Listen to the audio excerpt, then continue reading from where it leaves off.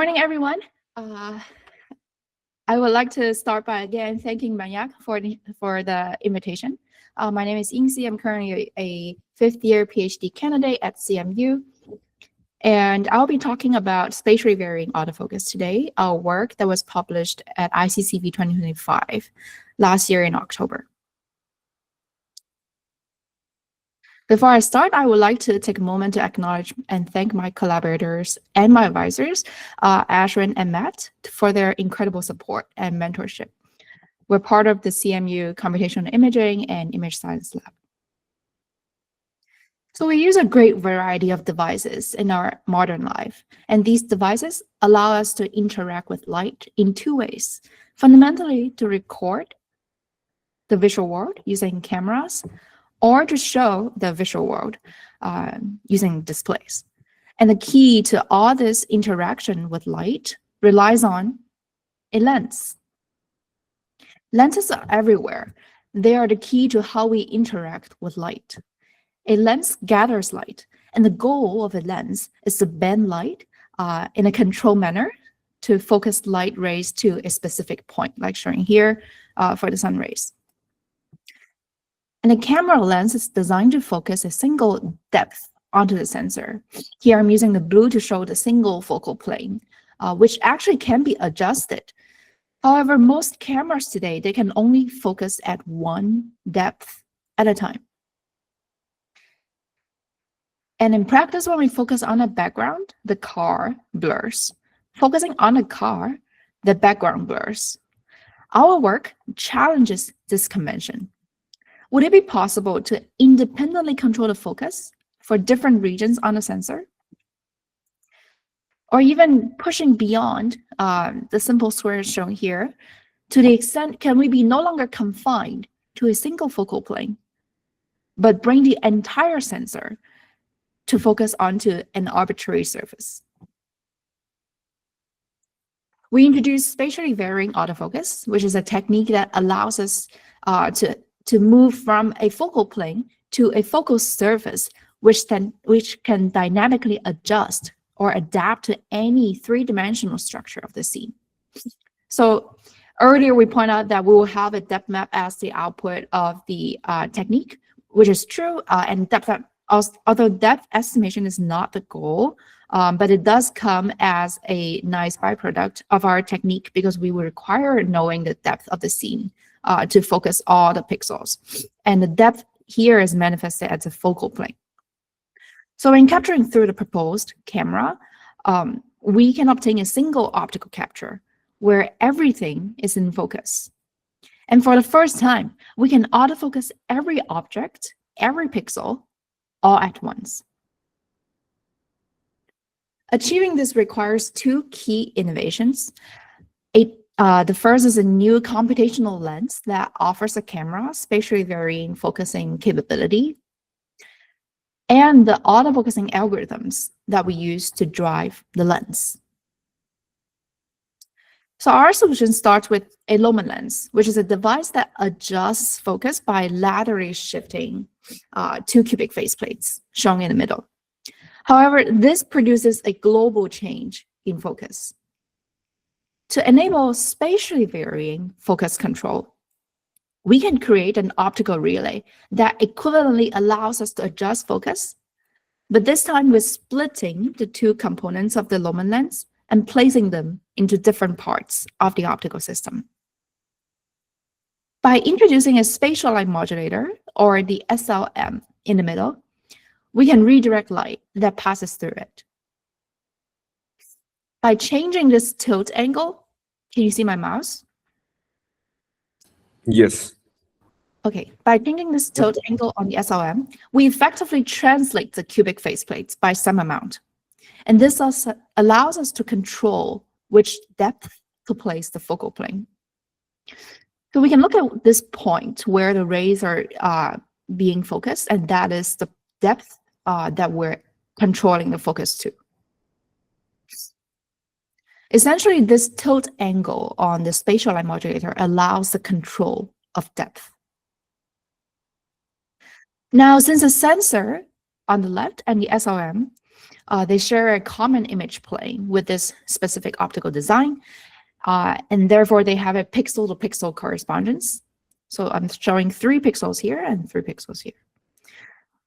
For different local area on a sensor, we can choose local tilt and simultaneously focus different pixels to different depth.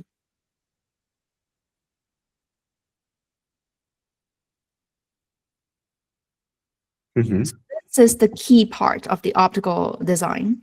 I can pause for a little bit here if anyone has any questions. So, like here you say that local tilt controls local depth.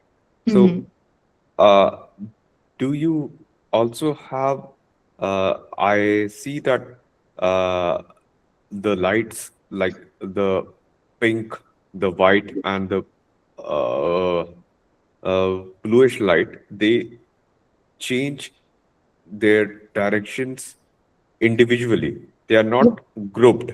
So, Yeah. could you explain about that a bit? How does that come into effect in the spatial light modulator?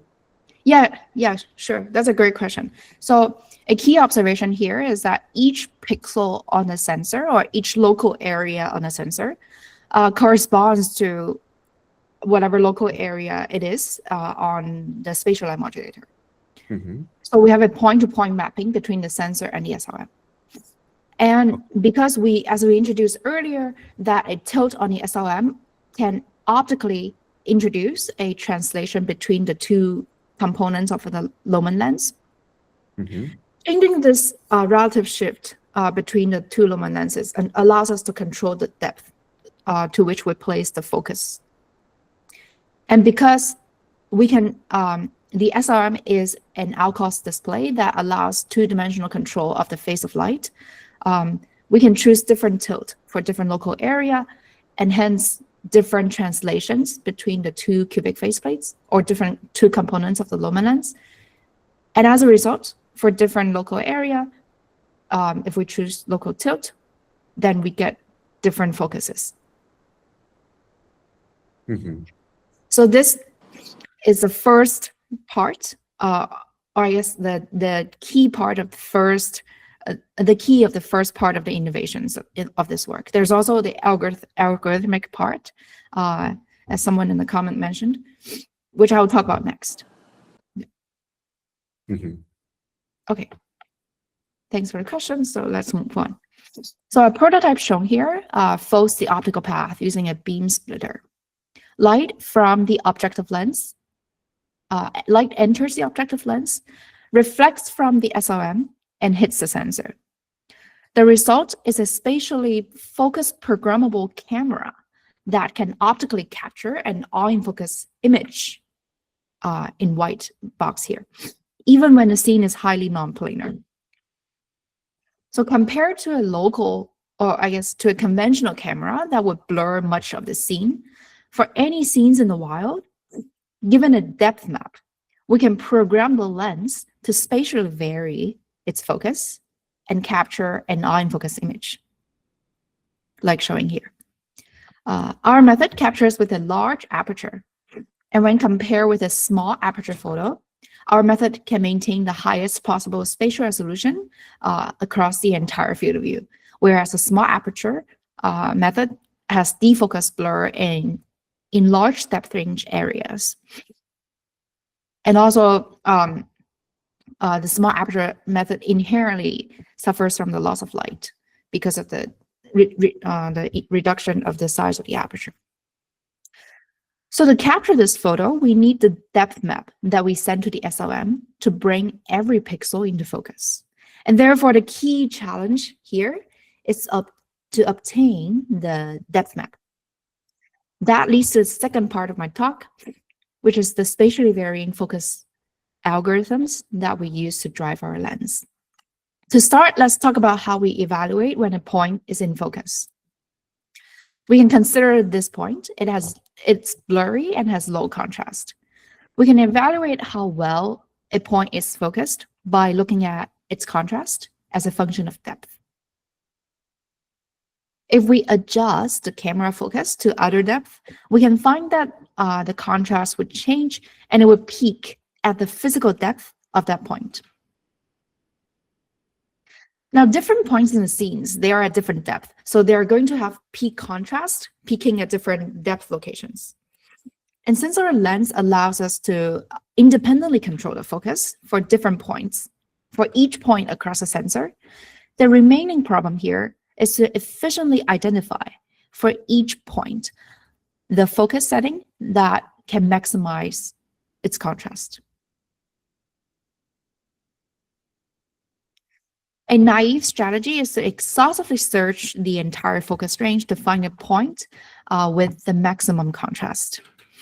However, this approach is similar to focus stacking, which is extremely slow because it requires a large number of images.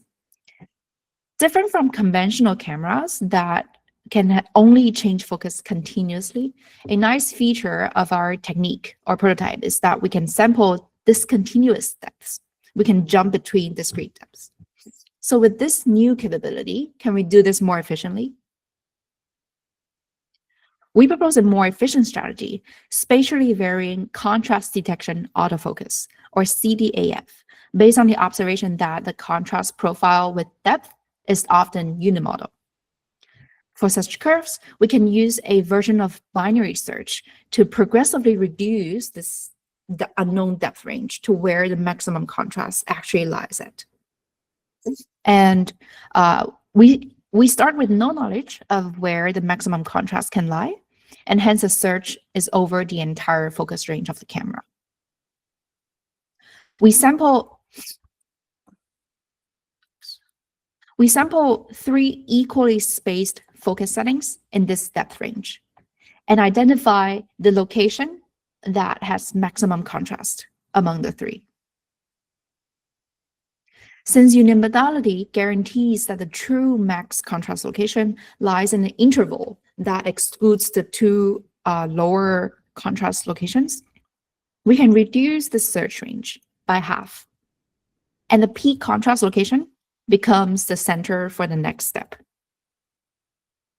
Given this reduced search range, we repeat the technique of capturing 3 equally spaced focused images and picking the maximum contrast location, which reduces the search space by half again. Repeating this process of capturing 3 equally spaced images and selecting the maximum allows us to rapidly reduce the search space in just a few iterations and allows to converge to the best focus using a number of images that is logarithmic compared to the exhaustive search technique. We can apply this search strategy in parallel, with each pixel choosing its own specific path to identify its specific focus location at which the peak contrast is achieved. We can do this because we can, as mentioned before, the optical innovation allows independent control of focus for each local area. Since contrast has to be computed over a small patch, we superpixelate the image and compute the contrast within each superpixel. Now, superpixels are useful when it comes to depth edges, which oftentimes would overlap with texture edges. So CDAF requires a sequence of images to search for the best depth map. As a result, it requires the camera to either operate at high FPS or the scenes remain static. Can we estimate depth without searching then? And phase detection autofocus, or PDAF, allows exactly that. It enables video streaming for dynamic scenes. So it can compute the depth directly from images captured using a dual pixel sensor. A dual pixel sensor captures a pair of images like this. This provides, the pair of images directly provides the knowledge of depth. This image pair provides sign disparity that tells us both the direction and magnitude for focusing. And this technique can compute a true depth without any searching. So here I'm playing a GIF, toggling between the left and right view from a dual pixel image pair. And we can observe that a point that is in focus at the tree does not have any disparity, whereas the point in front of the focal plane, like the car, have disparity in one way, and the magnitude of disparity gets larger and larger as we move away from the focal plane. And then also, if we go behind the focal plane, like the mountains here, the disparity is in the opposite direction than the car. So this signed disparity tells us how much we want to adjust the focus apart, away from the current focus, and which direction we want to go. So using the dual pixel image pair with a single capture, we can estimate the depth and focus all pixels instantaneously at the second capture. I'm toggling the first capture and the second capture here. So at the second capture, I also have this depth map at the upper left corner. So the broader point I would like to make here is that all the autofocus techniques today can be readapted using our spatially varying autofocus lens.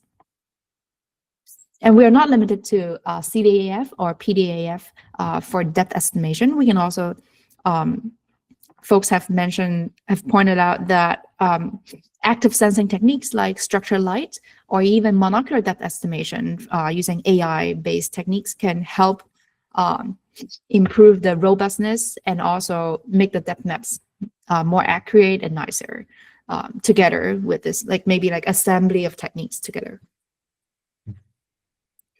Yeah. So both of our autofocus techniques work across a variety of scenes.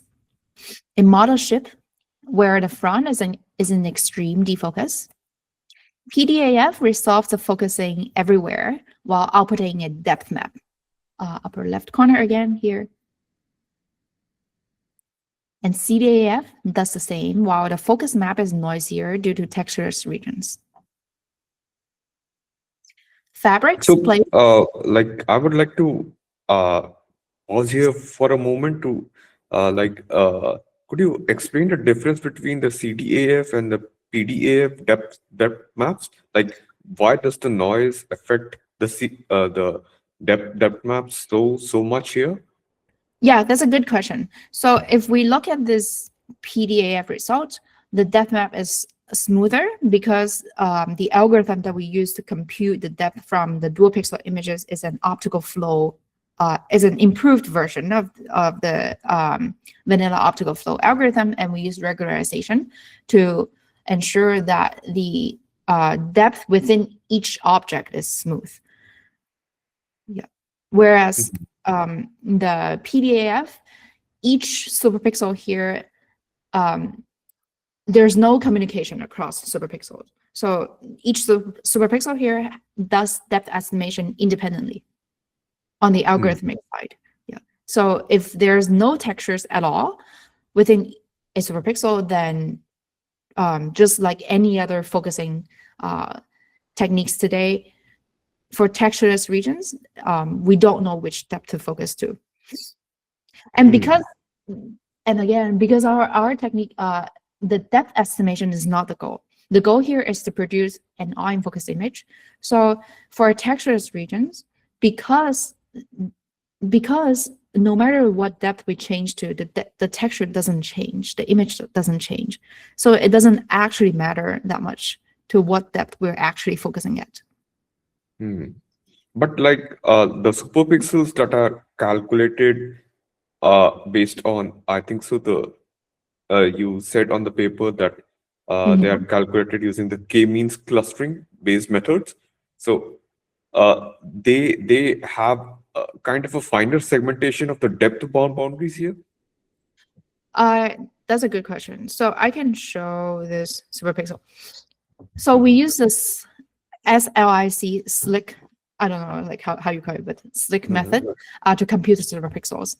And one assumption that we made is that, so first of all, we use superpixels because of two reasons. One, for CDAF, we need a local area to compute contrast. We cannot use one single pixel.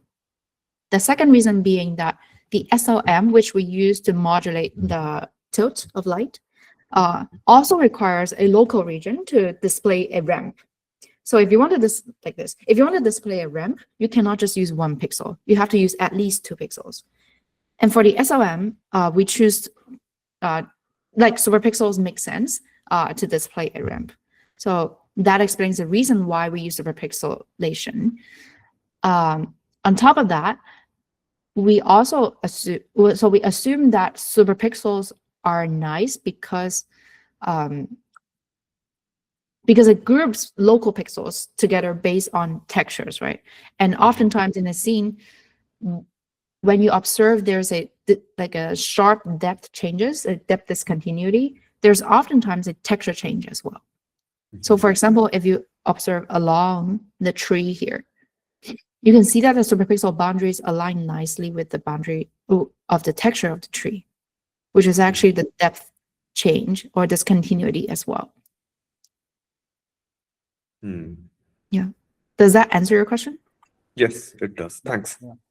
I had wondered why, because the little research I did, it shows that normally for calculating the superpixels, we normally use something like a spectral clustering algorithm. So I had wondered why you didn't go that way, but yeah, it's clear now. Yeah, thank you. Sorry, the audio came a bit blurry. Do you mind to repeat it again? Nothing. I was just taking an observation because I did a little bit of research and I found that normally for calculating your superpixels, you normally make use of some kind of spectral clustering algorithm. So I was wanting to ask about that, but you clarified that already. So, thank you. Yeah, it's clarified in Yingsi. You do not need to worry about that. Yeah. Can you hear me? Sorry, I still don't. I couldn't the audio is really blurry. Yeah. The Benedict's audio is really muffled, but like I would like to rephrase what he is saying by like he understood these points that he kind of researched and wanted answers for. So like you answered his query. Oh, okay. Okay. Oh. Thanks for thanks for the rephrasing. Okay, cool. So shall we move on? Yeah. Okay. So we were showing the results from the 2 techniques that I introduced, CDAF and PDAF. PDAF and CDAF, and we can also compare side by side our autofocus photos with one obtained from optical focus stacking, where we obtain the depth map of the scene using depth from focus technique and use it to capture an optical in-focus image. So in short, we scan through the entire scene using focus stacking and then compute the depth map using depth from focus, and then use that depth map to control the focus of our camera and capture the ground truth in-focus image, which is the lower right corner. And we can compare that or observe across these scenes that our methods, PDAF and CDAF, match the image quality of the focus stacking technique without requiring to capture many images.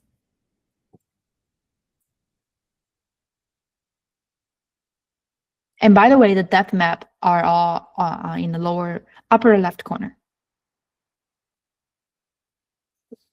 Now, since PDAF only requires a single image to compute the focus, we show a proof of concept prototype that enables video streaming for dynamic scenes as well. It can perform spatially varying autofocus, or PDAF, at 21 FPS. So on the terminal or at the left here, I'm showing a live monitoring of the FPS of the camera. So we showed this live demo in October last year at ICCV. Yeah, and the depth map is in the upper right corner here.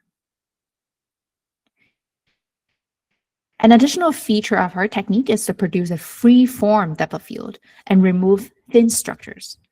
For example, in the scene, if we want to capture only Luffy and the background behind it, we can remove the wire mesh by intentionally focusing the wire mesh regions to far depth so that they become defocused and nearly invisible. We also provide both qualitative and quantitative comparison of the spatial resolution of our technique to other methods. We plot the MTF curves that our methods match and show that our methods match the performance of focus stacking technique while consistently outperforming the focal sweep method, which are pink and purple curves here. So there are three key limitations of our technique. The current prototype is light inefficient. However, we believe that there are alternative optical designs that can improve light throughput. And in fact, we provide some in the supplemental material as well. Our system is designed for green light, resulting in a slight chromatic focus shift for red and blue light. There is also a haze from the DC image due to the limitations of the SLM. The SLM only has a limited fill factor of 90%, resulting in a 10% light that is non-modulated, which we actually believe, because we know how much exactly it's not modulated, we can computationally model and remove it. So that wraps up the camera work. And we believe this novel approach to imaging has widespread applications in focus, in areas where focus is of paramount importance, such as autonomous driving, where we want to focus everything, everywhere, all the time. So at the core of my work, we introduced this new class of optical systems that enables spatially programmable lensing control for each pixel. And we refer to this design as spatially programmable lens. The heart of this research is enabled by the split Lohmann programmable lens, which I'll talk about next. We actually already talked about it, but I'll talk a bit more about this work in the application for a VR display. So this new capability can work in both ways, not just for a sensor, which we showed earlier for the spatially varying autofocus work. We can also replace a sensor with a display. So instead of capturing light, we emit light, and we construct this three-dimensional world. For a camera, the light goes from the right to the left. For a display, the light goes from the left to the right. The reciprocity of light. So we've seen this camera, the spatially programmable lens in imaging. I'll talk about next how we use the spatially programmable lens to create 3D virtual world. Okay, so to make 3D displays for the eye, we first need to understand how humans perceive depth. First, our eyes see disparity of content, and this disparity gives cue to vergence, which is the simultaneous movement of the two eyes to bring a seen point into the center field of view. Second, the lens of each eye accommodates its focal length to bring the content at the intended depth into focus. So our eyes are lenses. We can change the focus unintentionally, but we do it anyway. We also have motion parallax, which is the lateral movement of the eye or the head, which causes the content to shift depending on their distance from us. And among these three, accommodation is a significant challenge for VR displays today.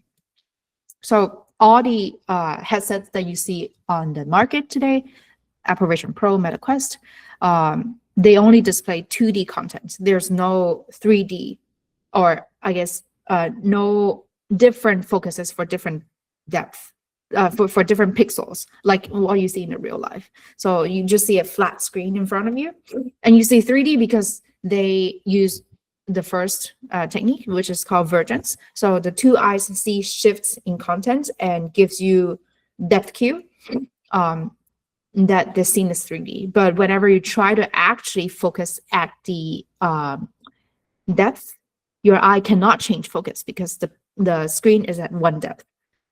So that gives visual discomfort. And that is actually one of the primary sources of where the VR dizziness or the discomfort comes from. And people cannot wear it for a long time. So conventional VR displays today, how do they work? They rely on a lens that has a fixed focal length and do not support the focusing of the human eye. Inside of a conventional VR headset, this lens serves to optically place the display at a single depth from the eye, at a further depth. And all the contents are at a fixed virtual depth, ignoring the focusing of the eye. Our work proposes a new kind of lens, one that has the ability to simultaneously place different parts of the display to different depth. And we refer to this as a split Lohmann programmable lens. So this is a summary of the display design, which I'll explain in detail later on. But to understand why such system is useful, let's consider how multifocal displays work. A multifocal display offers a straightforward solution to supporting the focusing of the eye, because it can create a 3D scene by placing content at different depths. And typically using a focus tunable lens. The focal length of this lens controls the depth at which the content is placed. By rapidly sweeping across or changing the focal length of the focus tunable lens, it can sweep across the entire depth range to create a 3D scene within the persistence of human vision, faster than a human eye can detect, with content placed at its own depth, satisfying the eye's accommodation or the ability to focus. However, this time multiplexing of focal lengths relies on ultra-fast electronics.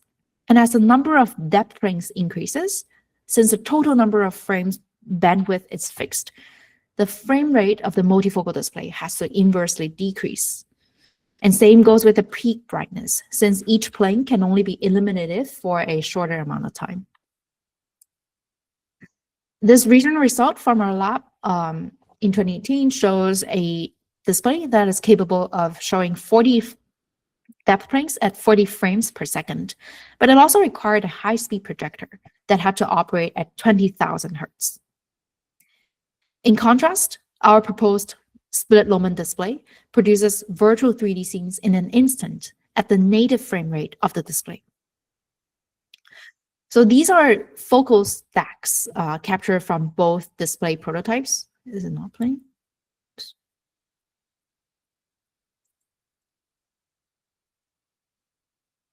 Okay. Yeah, these are focal stacks captured from both displays with a camera that is untethered to the display.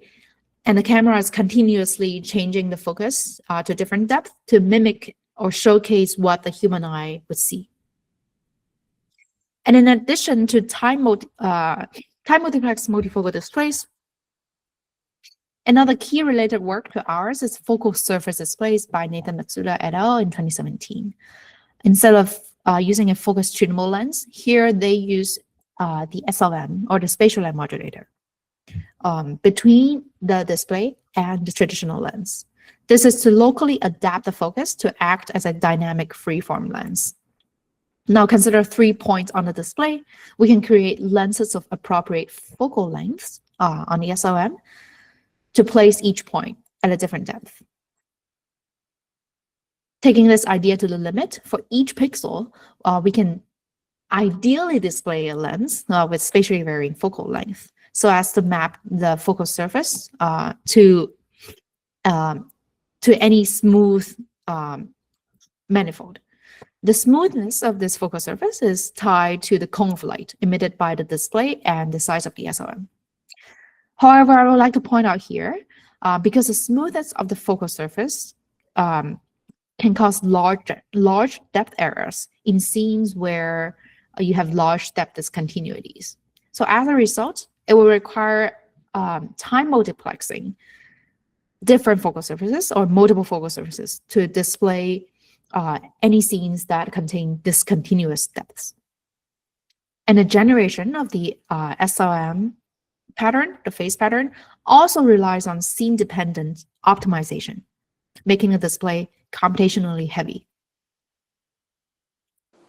So shown here are focal stacks captured from both prototypes. And focal surface displays on the left show significant artifacts in spite of time multiplexing 3 focal surfaces for this result. And in contrast, our display produces scenes without time multiplexing in an instant. We can observe sharper content, more natural defocus, and less chromatic noise in our result. And to summarize, in order to support the eye's natural focusing, the 2 representative efforts in multifocal displays are by using a focus tunable lens and by creating a smooth focal surface, which both rely on time multiplexing and suffer from these drawbacks highlighted in red. So the fundamental problem here is that these approaches allow only one focal plane or focal surface at a time. This naturally leads to our question: can we have more or many focal planes at one time? So that's what split Lohmann does. Our work makes it possible to put different local area on the display to different depth at the same time. And again, using the same optical, the core of the optics is the same with the camera work. Instead of using, in the display case, you can use a liquid lens to change the focal plane depth. So our design does not require this time multiplexing or does not use a liquid lens. Instead, we use a Lohmann lens and actually put them into different parts of the optical system.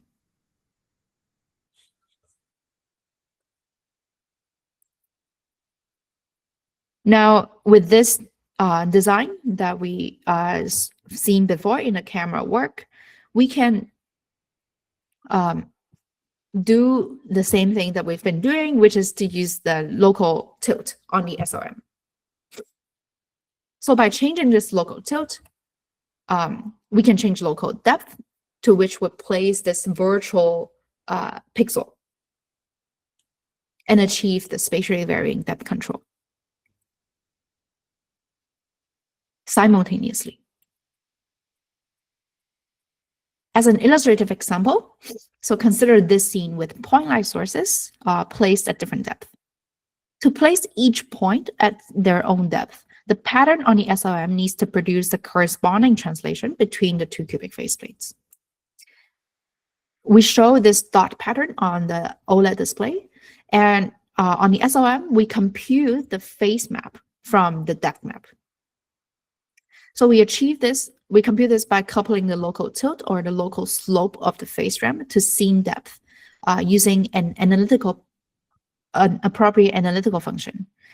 And because it's an analytical physics-based function, all the compute can be done without any optimization, and it's extremely fast.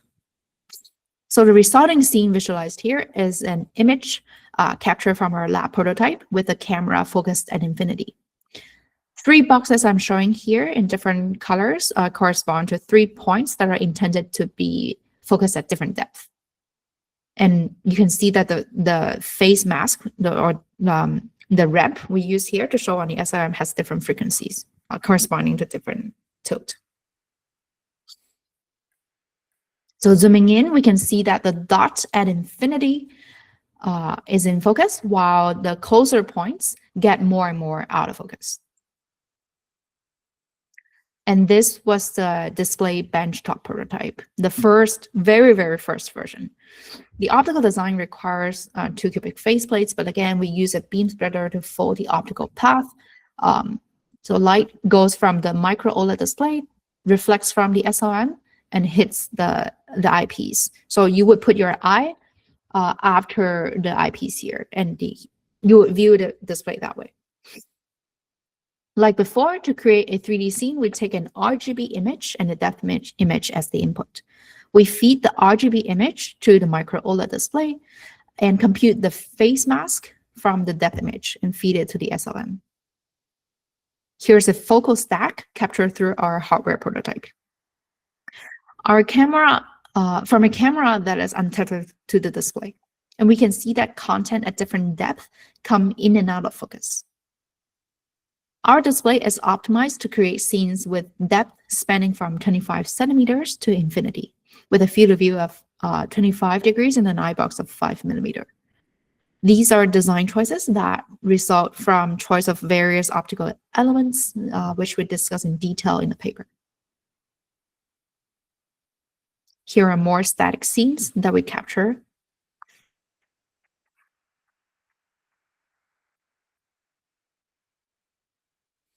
So besides changing focus, another fun experiment we can perform is to observe motion parallax. Similar to that in the physical world, when we horizontally translate the camera, what you would do in the real world is you move your head, like your eye, you horizontally translate your eye. We expect that content closer to the eye or the camera move more. And we can see that the flower here closer to us does move more than the flower in the background. Since the display has a very light computational footprint, it supports streaming 3D content from interactive programs as well. So this is a live streamed version, session of the interactive 3D Minecraft game that we coded in our demo. The user play this game while the display and the SLM input were both generated in real time. Like before, we manually adjust the camera's focus to visualize how content come in and out of focus at different depths. Yep. So here, this is an upgraded version, a binocular prototype of split Lohmann displays. So you will put your head here, 2 eyepieces are here. With this prototype, we had a 5-day demo at SIGGRAPH Emerging Technologies in 2023, 2 years ago. In the lower left corner, you can see the controller that we give the participants to play the interactive Minecraft game. This upgraded display has a field of view of 48.5 degrees and an eye box of 10 millimeter. And this was our booth. We show both single and both binocular static scenes as well as interactive 3D game to each participant, with the 3D turn on and off for them to compare what they would see with like the VR displays or VR headsets today on the market and our 3D VR display. So all the computation were done in real time on my laptop, the tiny one here, and they were fed to the SLM and the OLED. So during this week of demo, we were asked a lot about the biggest challenge to making this a real wearable VR headset. The answer to that is obviously we have to miniaturize the form factor of this display, which is an important next step that we're working on to make it more compact. It's clear that this current size, or I guess the size from 2 years ago, was far from what you can put on your head. So there are multiple ways to miniaturize the setup. One way is to use 2F systems instead of 4F. So 2F meaning that instead of using 2 lenses in one 4F system, or I guess instead of using 4 lenses in the entire system, we can just use 2 lenses in the entire system. And the distance between each component becomes 2 times the focal length. So these are like optical engineering ways to make it more compact. And we show simulation results that they are comparable to they're actually pretty equivalent to the original design. There are also approaches of using polarization optics to further fold the optical path. To summarize the display work, the split Lohmann multifocal displays allows simultaneously controlling the depth for individual pixel regions, while not requiring mechanical translation of any optical parts, and successfully removing the time multiplexing, the need for time multiplexing. And to conclude, together these optical systems advance the idea of focus as a spatially programmable dimension, opening new possibilities for immersive displays, adaptive imaging, and next generation visual computing technologies. And I would like to thank and acknowledge my collaborators, Wei-Yu, Matt, and Ashwin, for their incredible support again. Thank you so much for your time with me today.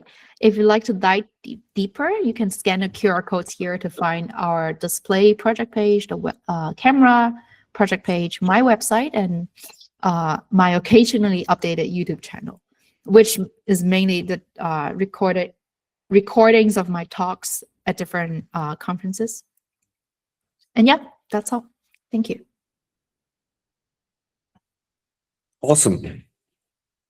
Thanks for your well-versed and graphical presentation that everyone, I think so, enjoyed. I would like to ask the audience to ask any questions that they have. Specifically, I think so, Gaurav had a couple of quick questions in the chat. If he would like to unmute himself and ask, it will be great. Yeah, sure. Hi, Yingsi. I love the presentation. Initially, it was quite a fundamental question, if I may. So that was when you were initially talking about contrast. So is contrast a relative measure in a given image, or is it an absolute quantity that you measure for a given pixel? Sorry, do you mind to repeat it again?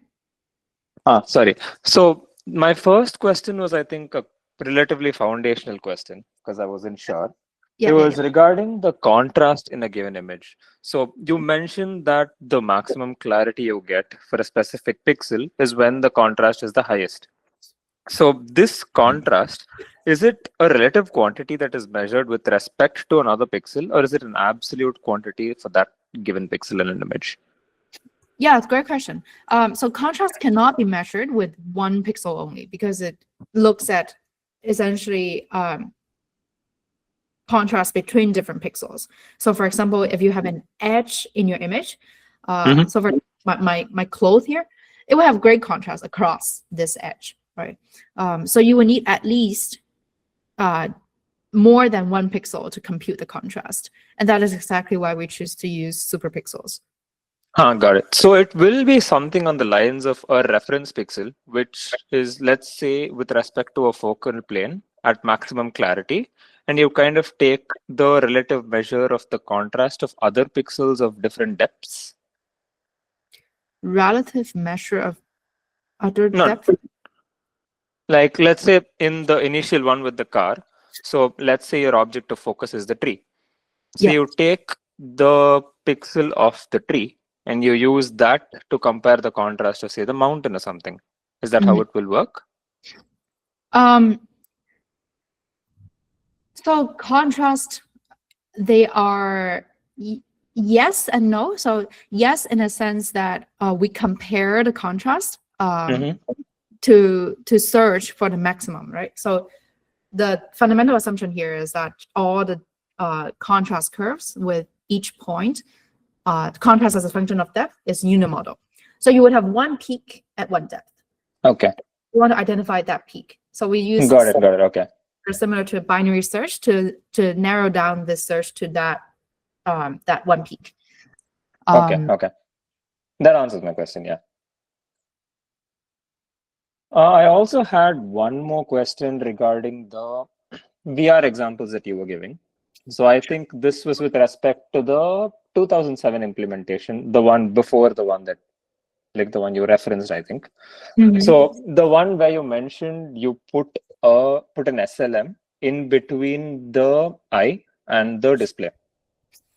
You mean a focal surface display? Yeah. Correct, this one, exactly. So in this, do you assume that the focal length of the eye is a constant? No. So here, if you see here, I have an illustration of the focal surface that they generate with one focal surface. The 3D scene is not dependent on the focusing of the eye. So for a VR, that is actually showing different pixels at different depth. if you choose to, for example, if your eye is currently focusing at this depth, it would observe the content behind it to be blurry. Okay. Okay. It's at the far depth, you would see the content in the front blurry. So like seeing in this, let me show that. You can see it. You can see what I mean in this focal stack. Yeah. Yes. So yes. we don't change the scene, or I guess we don't change it, and I don't think focal surface change it depending on where the eye is focusing at, which would require eye tracking. Yeah, both techniques don't require eye tracking. Got it. So it's more if you assume the eye to function normally and you kind of compress the entire representation of that image into a 3D map, which is kind of displayed on the SLM. Which I guess you can put it that way for focal surface displays. But again, because the focal surface is smooth, you can see it's smooth. If you want to display this continuous depth, like between this police car and the car behind it, you would need to time multiplex, or I guess perhaps as a jargon, you would need to temporarily sweep through two different focal surfaces. So adding it together so that the scene appears like more discrete. Got it. Which was the thing that you mentioned about the thing processing the image faster than the eye can, comprehend it, where it sweeps through and back through the entire image. Yeah. So that one doesn't require focal surface. This is just pure scanning. Got it. Okay. I think I'm mixing multiple things together. Yeah, but then because you would need so many frames to scan the 3D scene or to create this 3D scene, you would need an extremely high FPS scanner or projector to create any scenes that are dynamic. Got it. Yeah, thank you. Yeah.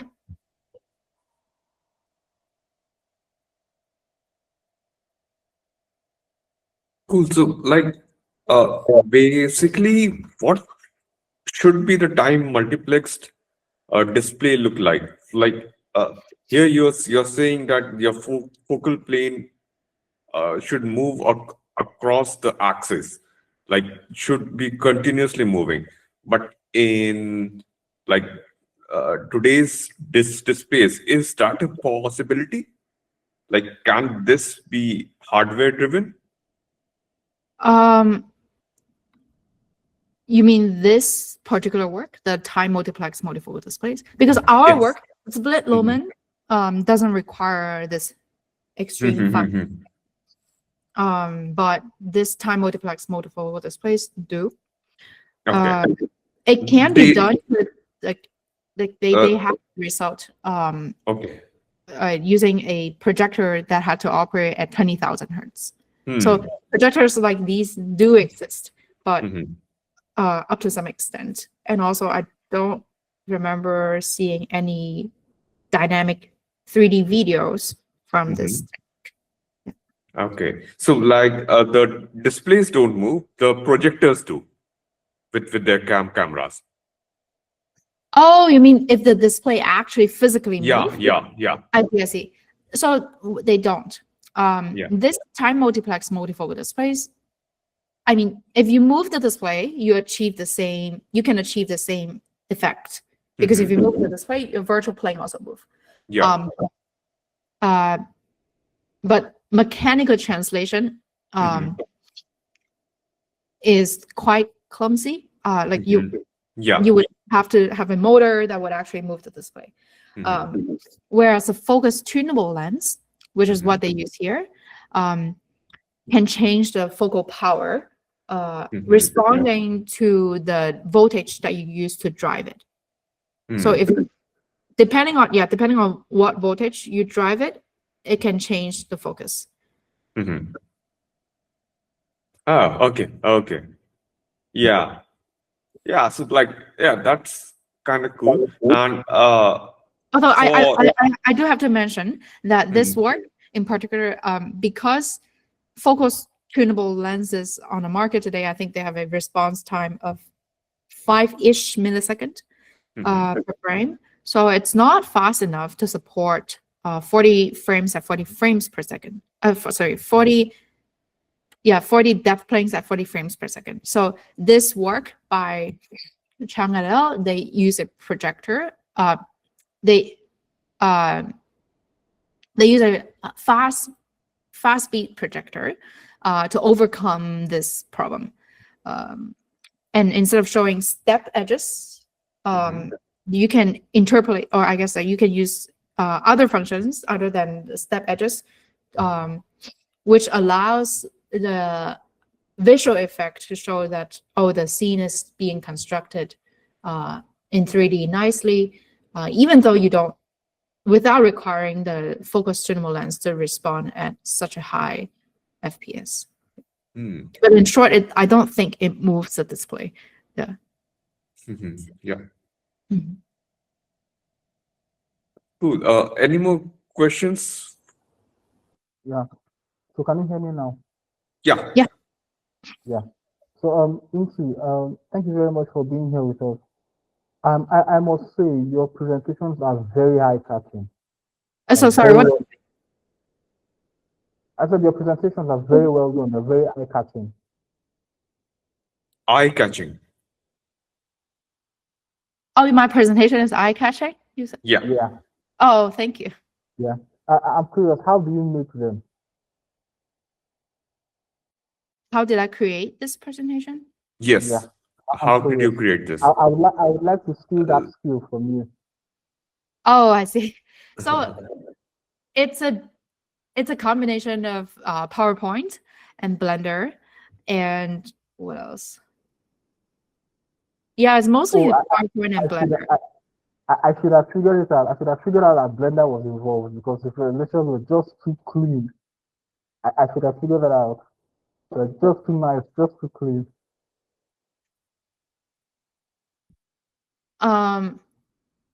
I lost the last sentence. What did you say? I said I should have figured out that Blender was involved, because the animations were just too nice, just too clean. If you catch my drift. Yeah, Blender is very useful. So like the video that I'm showing here, it's actually a render video from the Blender animation that I made. So yeah, this is made in Blender, and also the light ray simulation, they were also made in Blender. They must have taken quite a bit of time then. Sorry, what did you? They must have taken quite a bit of time. Pixel hand? No, time. I think so. He is trying to ask, how much time did you invest in, like? Oh, I see. How much time? I was, because so the display work came before the camera work. That was 2 years ago. That was also when I started getting the Blender, and that definitely took more time than the animations for the camera work. But for the display part, the entire presentation, I would say take about a week or so to make the animations. Yeah.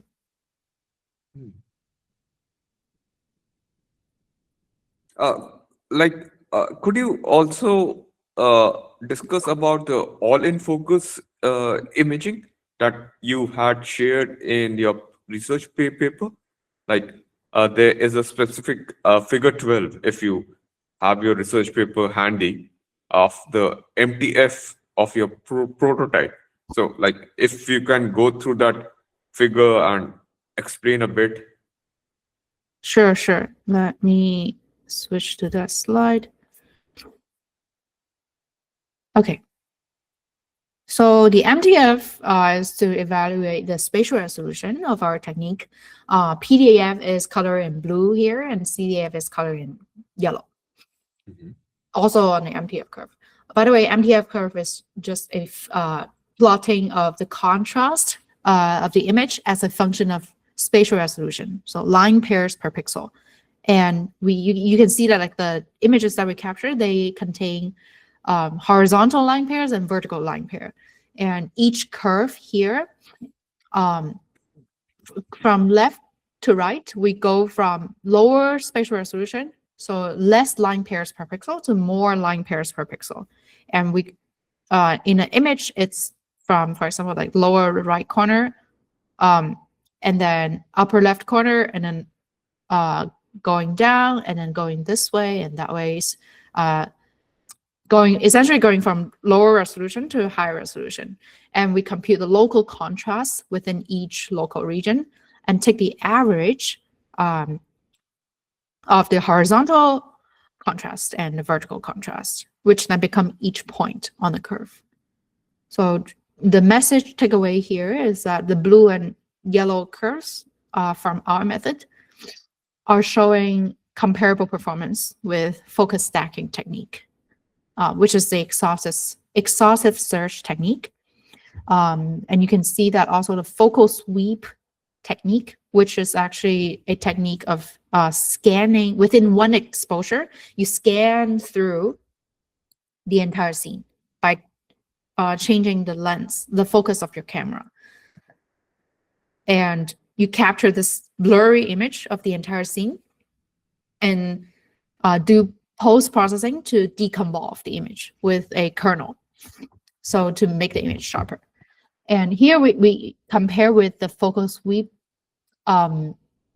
method that directly out of capture and a simulated one. So you can see that our performance is showing consistent improvement from focal sweep. Yeah. Cool. Oh, and by the way, the scene, although I'm showing only one image here, but the scene consists of 3 resolution charts that are placed at 3 different depths. And we average them again on top of averaging the horizontal and vertical resolution, the contrast. Yeah.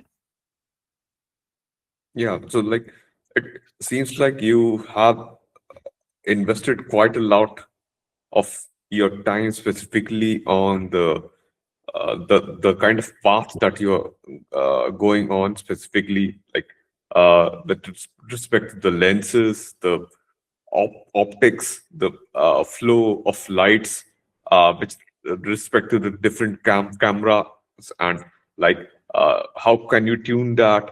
How does the axis kind of shifts? Like, yeah. And Yeah.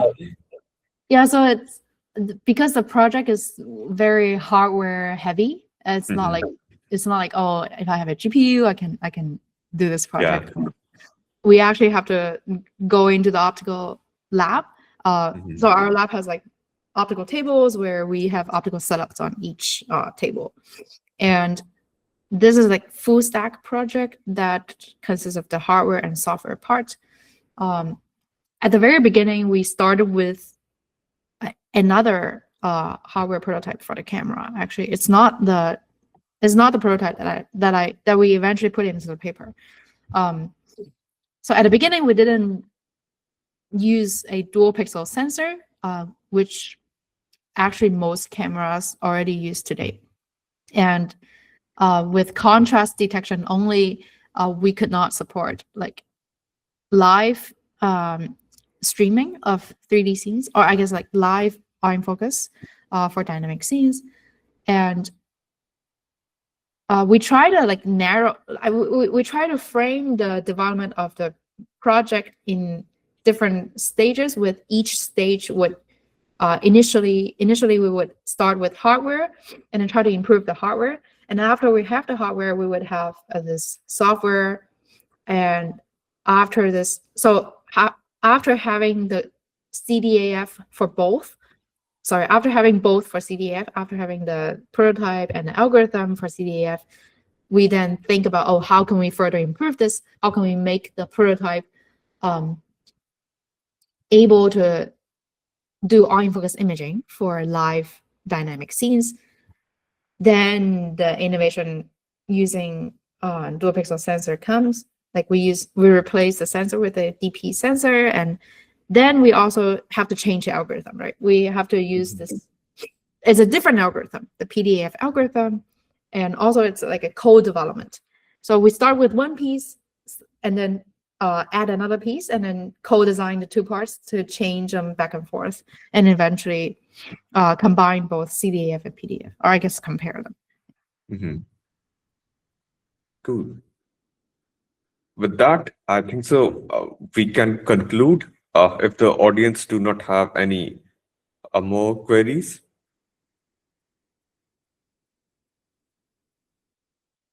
Cool then. So thanks for your awesome presentation, and you're welcome to reach in anytime in future for like any other research that you come out with.